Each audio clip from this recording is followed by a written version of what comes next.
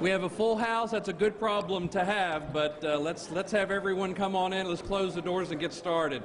We appreciate your enthusiasm and attendance at this session.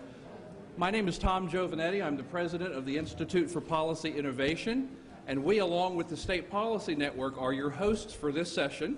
We have created something this year that we're very excited about called the Restore the 10th website and the 10th Amendment Coalition. The 10th Amendment Coalition is a new creation this year. It's a group of think tanks, organizations, concerned citizens, attorneys generals, governors, and state legislators who are going to add their names to a list of people who are restoring their interest in the Constitution, specifically in the 10th Amendment. We would urge you to go to that website and add your name to the list and sign up. We don't ask you for any money. We're just trying to build the largest possible list of people who are concerned about the 10th Amendment and would like to see the legislature and the judicial branch and the executive branch start to pay attention to the 10th Amendment again. On the table in front of you, you have a packet of information. One of the things you have is a glossy bookmark. It has the URL of the website on it. So that's to help you remember when you get back home and you're going through all of your paperwork that you've accumulated this week. You will have the URL right there in front of you.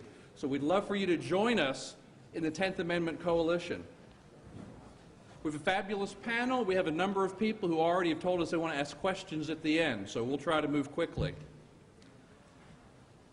They say that every cloud has a silver lining, and the policy world has been full of clouds for the last 2 years or so, but if there is a silver lining on everything that's gone wrong and on all the poor decisions that have been made in the last 2 years, perhaps it is the fact that people have rediscovered the Constitution and that concerned citizens all over the country are reading the founding documents and they are reading the Constitution and they are reading the Federalist Papers. It's my understanding that this summer, in addition to traditional things like Vacation Bible School, there were Vacation Freedom Schools where children came together and were taught the founding documents, and we're taught basic civics, and we're exposed to the Constitution and the Bill of Rights. This is a fabulous thing that's happening in our country. We're very excited about it, and as a public policy think tank, we're looking for ways that we can be of service to this movement, and the 10th Amendment Coalition is one of those ways. As people begin to interact with the Constitution again, they're struck by the 10th Amendment. It jumps off the page. It leaps out at people. Any casual reading of the Constitution tells you that the 10th Amendment is important, that it's a summary statement of the Founders' intentions as far as the role and the relationship of the federal government to the states. The problem is the 10th Amendment has fallen into it's ignored today by all branches of government. The judicial branch uses aggressive and creative interpretations of the Commerce Clause basically to neuter the 10th Amendment.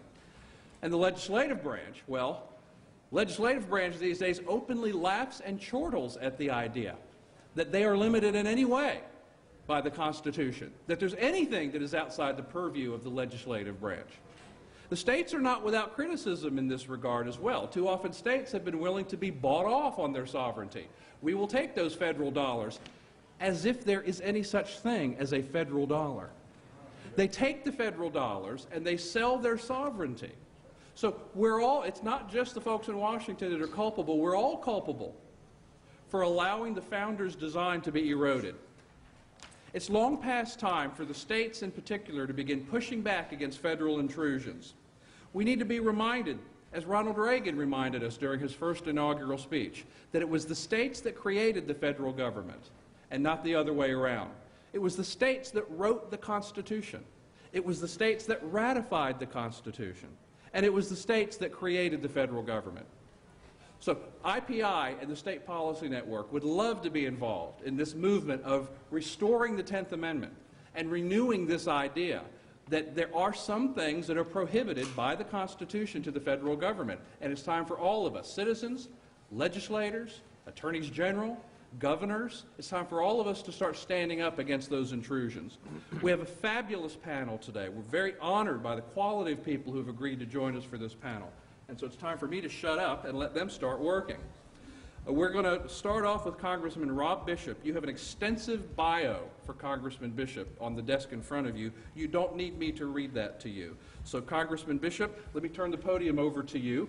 I should mention that part of the packet we're distributing to you is a special ALEC edition of a paper that Congressman Bishop wrote for the 10th Amendment Coalition a few weeks ago. So you all have a copy of it. It's fabulous. I suggest that you interact with it.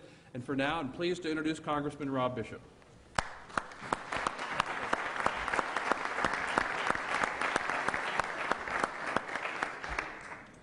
I appreciate that kind introduction and the opportunity of being here with y'all. And what I wrote, I hope was good. It's very good. It's very good. Good. I want to thank you for this opportunity of being here. I want to put a couple of caveats out there at the very beginning. There are a lot of my good friends who are members of the legislature of Utah here. Whatever they tell you about me, I want you to know it's wrong. Handle that. I am grateful to be here with the Lieutenant Governor from Missouri, who's got some wonderful experiences that they've had back in his state this last week that I think is great there, and also with my good friend John Shattuck, which is a phrase we use in Congress. We don't really mean it. That's right. But in this case, I do mean it, because I want you to know I think John Shattuck is probably the most creative member of Congress we have, and one of the sad parts is he's not running for re-election. And we are going to miss a strong, principled conservative who thinks and thinks outside the box and does it well and does it consistently. So I'm happy to be here with John. And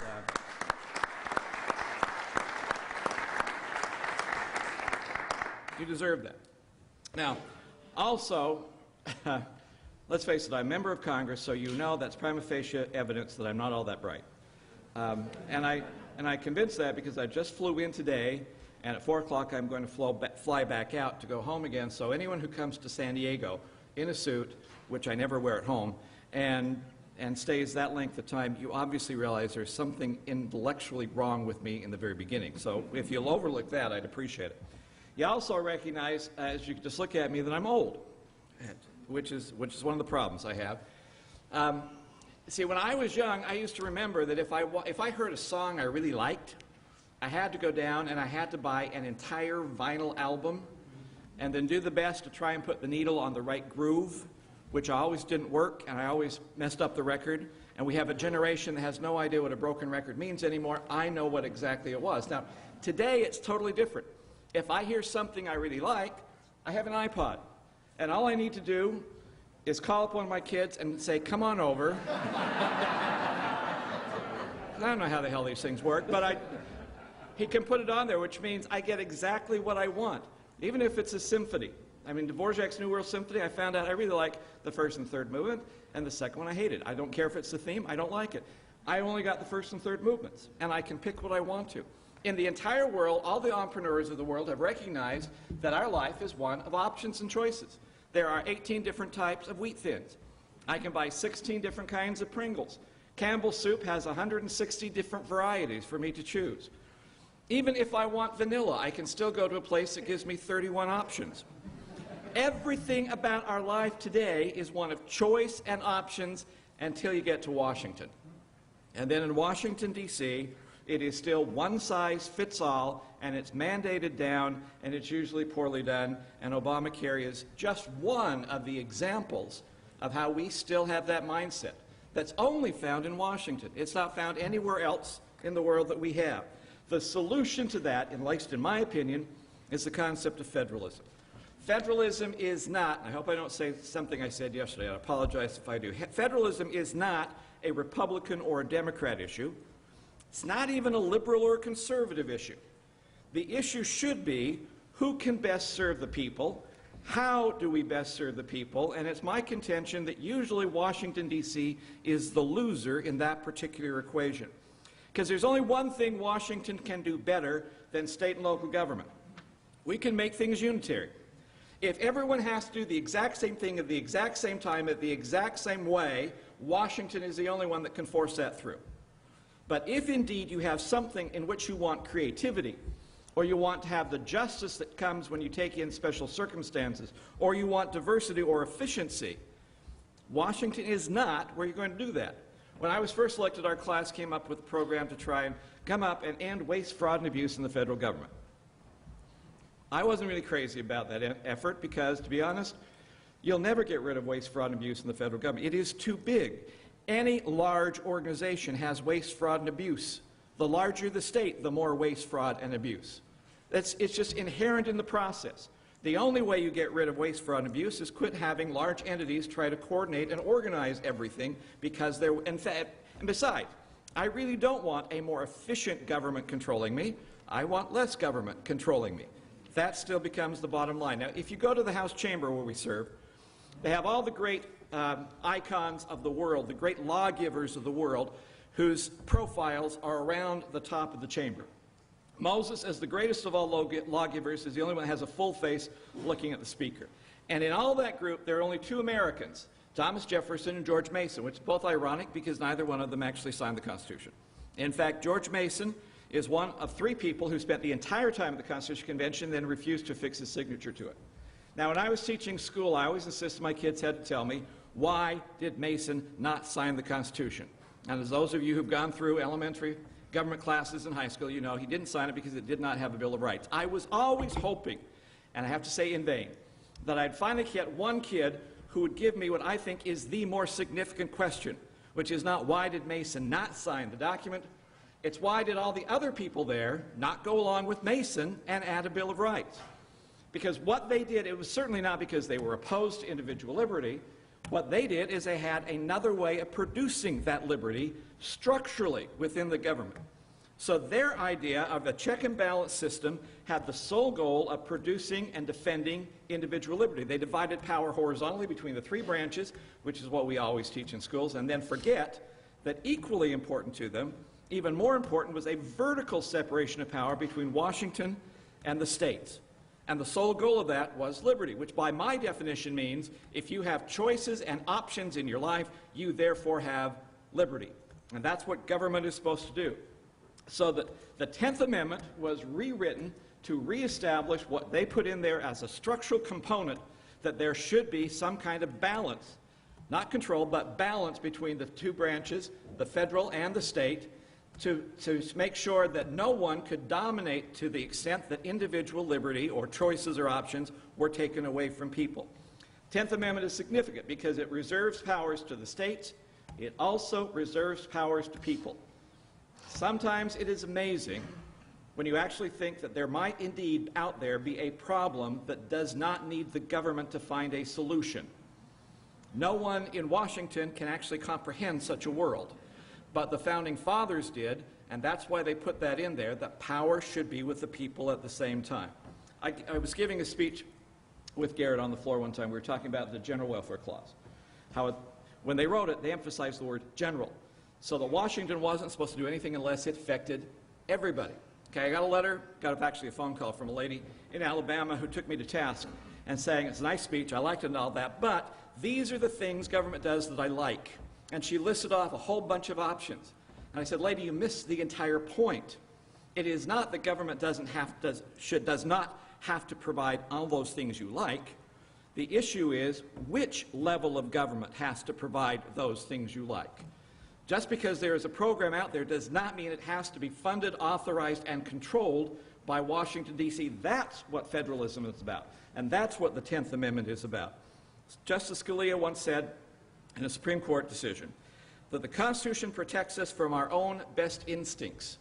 It divides power amongst sovereignties and different levels of government to help us resist the temptation to concentrate power in one place as the expedient solution for the crisis of the day. That's what we should still be about. Now, one of the reasons I'm happy to be here is I am an old state legislator who, in my time in the state legislature and Speaker of the House in Utah, I learned to hate Congress. I told that to a group once, and then I got all these nasty letters saying, why are you in Congress if you hate Congress? I am in Congress because I hate Congress. I learned in all those years. I got sick and tired. I am still chafing every time someone talks to me about the Help America Vote Act or the Motor Voter Act or all those things we had to implement in the state, and also was given the wonderful opportunity to pay for them at the same time. Those things don't necessarily have to be there. Health care in Utah, for example, is an area in which the state of Utah went on with an exchange program that was based after the unique demographics of the state of Utah. We have more kids than most of you. We also have more small businesses that don't provide insurance than most people. We need something specifically designed for Utah. If you have a one-size-fits-all program from Washington, D.C., that simply will never be there. P.J. O'Rourke once said, "The mystery of government is not how it works,